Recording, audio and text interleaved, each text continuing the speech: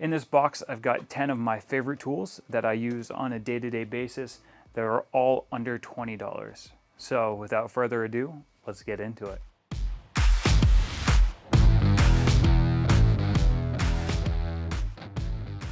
All right, number one on the list, the pencil pull. So the pencil pull is a retractable lanyard that has a carabiner on it and uses this rubber sleeve or glove to grip the backside of your pencil. You get about 4 feet of lanyard right there, so more than you need if you clip it onto your belt, or if you're working on job site and you got bags on, you can clip it onto your suspender loop, and then no matter where you are, you've got plenty of lanyard there to reach up and mark whatever you need. So I'd highly suggest grabbing one of these if you lose your pencil a lot, or you just want something to help keep track of everything and you know exactly where your pencil is at all times. All right guys, if you're interested in any of the tools in this box, I have them all linked in the description. So just go down there, I'll have them all listed out so they're quick to find, and that'll bring you directly to the link where you can get them yourself. All right, number 2 on the list, the Fastback. So this is the Milwaukee Fastback. All it is a box cutter, but on steroids. So the beautiful thing about this is the fact that you can open it with one hand, just like that. You can flip it open and flip it closed. You don't have to worry about, opening something up with 2 hands. It's just easy. Open it up and close it. Good thing about this model, now there's several models that come in the Fastback lineup. This specific model has a blade storage device on the bottom. So you can put up to 5 blades in here, and then that's stored within the body. So if you run out of a blade or it gets dull, toss it, just open this up, and then you can slide one back in. Another variant of it comes with a screwdriver on the back. So you get this little screwdriver tip. So you get a Phillips and a flathead. That way, if you need something real quick, you can use this instead of go get a screwdriver or get the specific drill bit. Great option for like opening paint cans. That's what I use this one for. Pop open a paint can real quick. Problem is this one doesn't come with onboard storage, so you sacrifice the extra blades for the screwdriver. I'll let you guys decide on which one you want. This one also does come with a bottle opener. So you drywall guys that are getting a little thirsty at the end of your shift, there you go, this one's for you. Number 3, a sliding T-bevel. So a sliding T-bevel is kind of a primitive tool. These things have been around forever, right? But they're super helpful still, even in modern day construction, DIY, framing, what have you. These are great because you can capture an angle. Say you need to capture an angle of a wall, and your wall is this angle here. And then you can take this over your miter saw and figure out what miter angle you would need to cut a couple pieces of baseboard around a corner with this angle. They're also great for cutting rafters, so you can lock it at whatever angle your rafter is, and then you can just lots of uses for a T-bevel. I would highly suggest you have one on you. You never know when you'll need it. And number 4, the sanding mouse.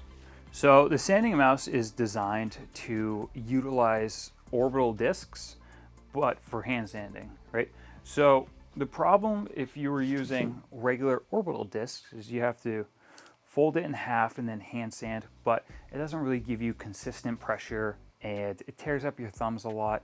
I know you tough guys in the comments are gonna tell me you've got like 80 grit hands. I get it, but it will eat at your thumbs. I've personally, after a long day of hand sanding, I've had raw fingers. So the sanding mouse can kind of alleviate some of that burden for you. It accepts 5-inch discs. So you just wrap it on here, just like this. Wrap that paper all around. And it's Velcro, so it sticks right to there. Benefit of this is it's a nice consistent flat surface. So if you're doing a lot of sanding of like board faces, or you need something where you're consistently applying the same amount of pressure to, great choice. It always seems to come in clutch when I run out of sheet paper and I need just to use a nice 5-inch disc and get some sanding done. And number 5, center finding bits. So I bought this set off of Amazon for 20 bucks, roughly 5 years ago, 4 years ago. So center finding bits are designed to help center a pilot hole within an opening. So think doors. Primarily I use these on setting hardware for doors. So as you drill, it retracts this sleeve which pushes the drill bit out and centers inside that hole.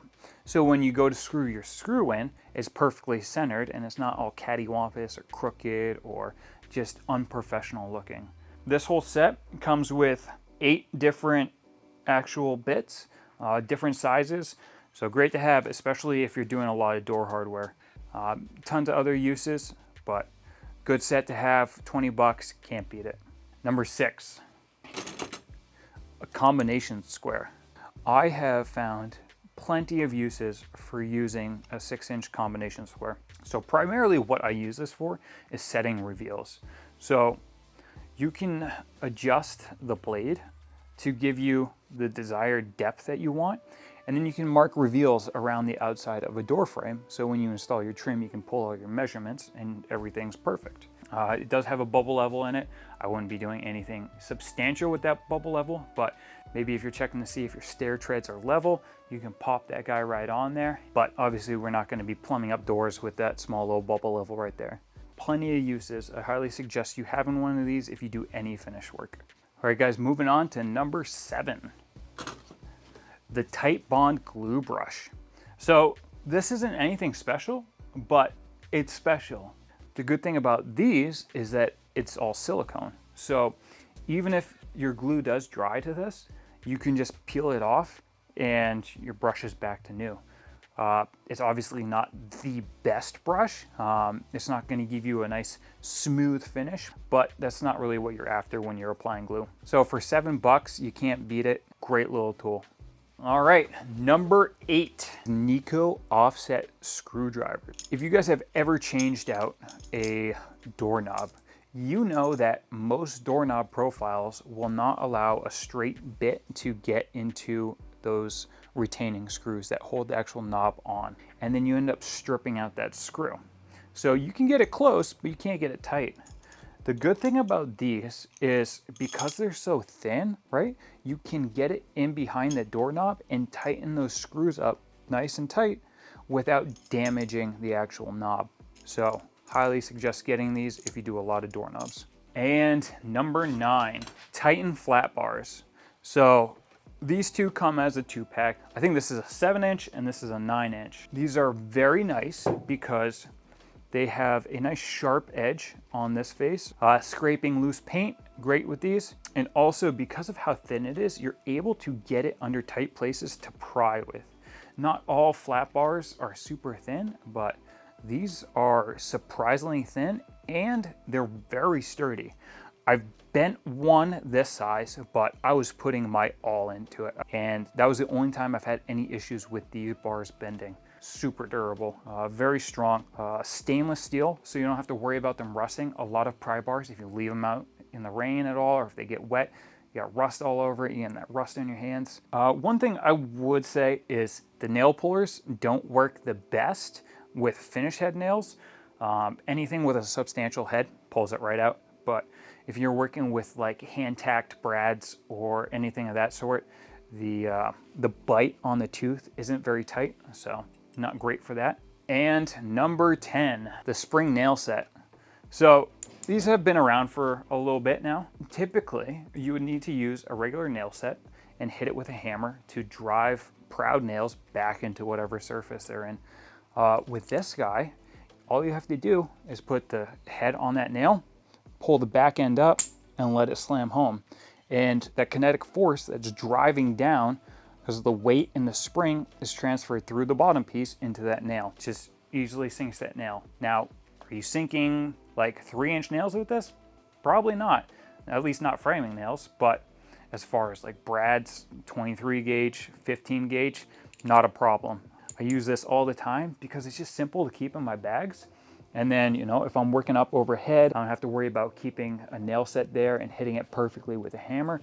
I can just, you know, take this, line it up, and get that nail sunk. And that concludes our 10 items. But you already know I'm gonna give you a bonus item because that's the kind of guy I am. So these are floor spacers. They're made by Bessie. Bessie is a clamp company. They might make other tools, but specifically known for their clamps. And these are so helpful because when you're getting your first course of flooring down, whether it be hardwood, laminate, when you're laying that first row, you need it to be perfectly straight. I mean, dead straight. Because if it's not, as you build your other courses, they're not going to line up, especially if you have interlocking pieces like laminate or vinyl. The nice thing about these is they're adjustable, so you can turn this dial here and it creates a shim from the wall. So this piece pushes up against the wall, and then this little piece hooks onto your flooring. So if you need a large gap or just a small gap, they go from 0 to 20 mil, so that's like half an inch. You can get 4 of these for like $12. So if you're doing any type of flooring, just for that one course of flooring, just to make sure everything lines up as you go down, no matter the size of the room, I would suggest at least getting 2 packs of these. If you're doing much longer courses, obviously you're going to need more. Good rule of thumb is maybe 1 every 2 feet, depending on the size of your flooring. But that usually does well for me. I haven't done anything huge, and I only have 2 packs, so I've always gotten away with it. Super helpful, very accurate, and they're sturdy. Like, you can't like push them together. Like, they're very well designed for their price. All right, guys, I hope you enjoyed today's video. If you did, hit that like button. It helps me tremendously. And if you want to see more tips, tricks, short form video, I post on Instagram daily. So I'll put that link right here. So you can go follow me there and you can stay up to date with the most recent tips and tricks I have to offer. Or if you just want to go back and browse what I have, I've got plenty on there for you to look at. Obviously, if you guys have questions on any of these tools, I'm more than happy to answer them. Leave them in the comments and I'll get back to you as soon as I can. And I'll see you guys in the next one.